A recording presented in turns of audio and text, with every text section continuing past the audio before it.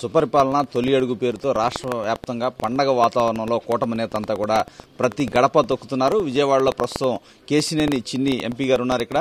ఇక్కడ విజయవాడ పశ్చిమ నియోజకవర్గంలో స్థానిక నేతలతో కలిసి ఆయన ఇంటింటికి తిరుగుతున్నారు. ఆయనతో మాట్లాడదాం.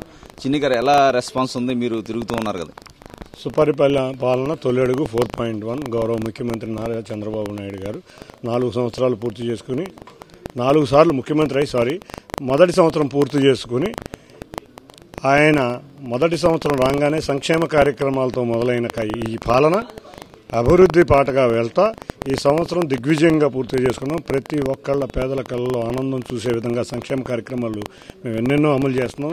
దీంట్లో ముఖ్యంగా పెన్షన్ మొదటి రోజే వచ్చి 4,000 రూపాయలు అన్నాం. గత ప్రభుత్వం 3,000 ఇస్తానని 4 సంవత్సరాలు కూడా పూర్తి చేయలేని సందర్భంలో మేము మొదటి రోజు నుంచి, అంటే మేము మేనిఫెస్టోలో పెట్టిన రోజు కాడి నుంచి 4,000 రూపాయలు ఇచ్చి వృద్ధుల కళ్ళలో ఆనందం చూశారు. వాళ్ళ కొడుకుగా చంద్రబాబు నాయుడు గారిని చూస్తున్నారు. అంతేకాకుండా మేము చెప్పిన ఎన్నో కార్యక్రమాలు వాళ్ళ ఉద్యోగస్తులకి గత ప్రభుత్వం ఏ రోజు 20 రోజులు దాటి కూడా జీతాలు ఇచ్చారు కాదు. మొదటి రోజే జీతాలు ఇవ్వడం మొదలుపెట్టాం. వీటికి తోడు మేము గ్యాస్ సిలిండర్లు ఇస్తానన్నాం. ఆల్రెడీ ఉచిత గ్యాస్ సిలిండర్లు పంపిణీ మొదలైంది. అంతేకాకుండా అన్నా క్యాంటీన్లు ప్రారంభించాం. మొన్నే పాఠశాలలు ప్రారంభమైన సందర్భంగా తల్లికి వందనం కార్యక్రమంలో ఎంతమంది పిల్లలు ఉంటే అంతమందికి 15,000 రూపాయల చొప్పున వాళ్ళ అకౌంట్లో వేయటం జరుగుతుంది. గత ప్రభుత్వంలో కూడా ఈ కార్యక్రమం చేస్తానని వాళ్ళు ఒక్కళ్ళకే పరిమితం అయిపోయారు. కానీ మేము వాళ్ళు ఇద్దరుంటే ఇద్దరు, ముగ్గురుంటే ముగ్గురు, నలుగురుంటే నలుగురికి మేము వాళ్ళ అకౌంట్లో డబ్బులు వేస్తున్నాం.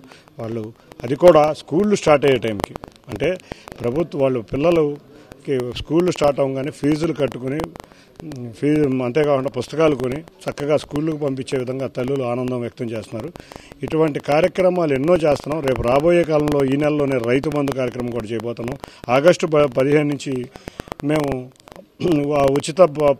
ఉచిత బస్సు ప్రయాణం మహిళలకి అరేంజ్ చేయబోతున్నాం. దాంట్లో భాగంగానే 14వ తారీఖు కల్లా ఎంతోమంది ఆటో కార్మికులు ఉన్నారు. వాళ్ళకు కూడా 15,000 రూపాయలు వాళ్ళ అకౌంట్లో కూడా వేసి వాళ్ళు ఇబ్బంది పడకుండా అప్పుడు ఉచిత బస్సు ప్రారంభించే విధంగా కార్యాచరణ ఉండబోతుంది.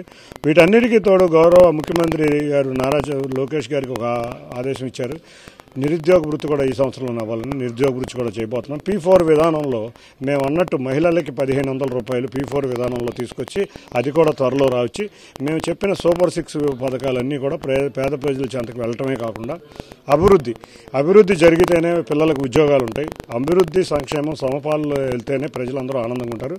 కాబట్టి అమరావతి, పోలవరం, ఉద్యోగ కల్పనకి ఎన్నెన్నో పరిశ్రమలు చూస్తే గూగుల్ కానించి చెప్పలేనన్ని కంపెనీలు రాబోతున్నాయి. డిఫెన్స్ కాడి నుంచి ఆర్సీఎల్ మెట్రోల్ కాడి నుంచి, అంటే అన్ని రకాల పరిశ్రమలు ఇక్కడికి రాబోతున్నాయి. అన్నిటికన్నా ముఖ్యంగా క్వాంటమ్ వ్యాలీ అమరావతికి రాబోతుంది. ఎప్పుడో చూసాం హైటెక్ విప్లవం, అట్లాంటి క్వాంటమ్ విప్లవం రాబోతుంది. ఇవన్నీ కూడా వచ్చి దేశంలోనే ప్రథమంగా క్వాంటమ్ వ్యాలీ ఇక్కడ పెట్టాం. ప్రపంచంలోనే 2-3 వ్యాలీల్లో ఇదొకటి. ఇటువంటి ఎన్నో కార్యక్రమాలు ప్రజల ముందు తీసుకెళ్లి అభివృద్ధి సంక్షేమం సంపాదనలో తీసుకెళ్లగలిగే వ్యక్తే గౌరవ ముఖ్యమంత్రి నారా చంద్రబాబు నాయుడు గారు. అంతేకాకుండా ఈ ఎన్డీఏ కూటమి, తప్పకుండా ఈ కూటమి ప్రభుత్వంలో ప్రజలు పేదలు అందరూ కూడా ఆనందంగా ఉన్నారు. అంటే ఇక్కడ చూస్తే అత్యంత పేదలుండే ప్రాంతం వెస్ట్ నియోజకవర్గంలో ఇక్కడ మీరు తిరుగుతున్నారు. స్థానిక ప్రజానికి ఏ సమస్యలు చెప్తున్నారు మీరు? విజయవాడ పశ్చిమ నియోజకవర్గం నిజంగా చాలా బాగా పేదలు ఉండే నియోజకవర్గం. అందుకే ప్రతినిత్యం నేను పశ్చిమ నియోజకవర్గంలోనే ఉంటాను. నిజంగా మాకు ఇక్కడ తెలుగుదేశం నాయకులు, కార్యకర్తలు బలం ఎక్కువ.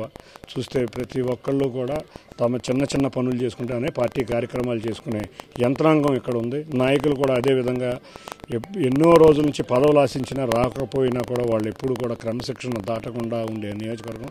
ఈ నియోజకవర్గం పేద ప్రజలు ఎక్కువ ఉండే నియోజకవర్గం కాబట్టి మేము ముందుగా ఈ నియోజకవర్గాన్ని కంటిన్యూస్గా మానిటర్ చేసి ఈ నియోజకవర్గంలోనే తిరిగి సమస్యలు తెలుసుకుందామని చిన్న ఇష్యూలు ఉన్నాయి.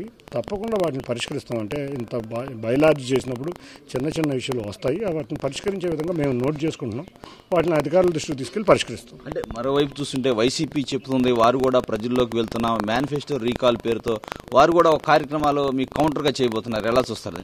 పెన్షన్ ఇవ్వలేని వ్యక్తి, తల్లికి వందనాన్ని అమ్మఒడని మొదలుపెట్టి దాన్ని కూడా సరిగ్గా అమలు చేయలేని వ్యక్తి, అంతేకాకుండా పిల్లల భవిష్యత్తుని గంజాయితో నింపిన వ్యక్తి, రౌడీలతో గంజాయి బ్యాచ్తో బ్లేడు బ్యాచ్లతో తిరిగే వ్యక్తులకి మేము సమాధానం ఇవ్వాల్సిన పని లేదు. మేము ప్రజలకే సమాధానం ఇస్తాం.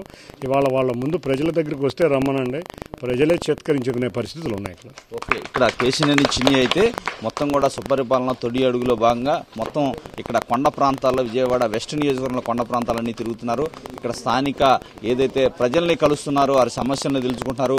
మరోవైపు ఏదైతే వైసీపీ చేపట్టిన కార్యక్రమాన్ని కూడా తీవ్రస్థాయిలో విమర్శిస్తున్నారు. రాష్ట్ర వ్యాప్తంగా ఉన్న వేలాది మంది లక్షలాది మంది విద్యార్థుల జీవితాలని వైసీపీ నాశనం చేసిందంటూ కేశినేని చిన్ని మండిపడుతున్నారు. కెమెరా పర్సన్ గౌతమ్తో రవిచంద్రన్ టీవీ విజయవాడ.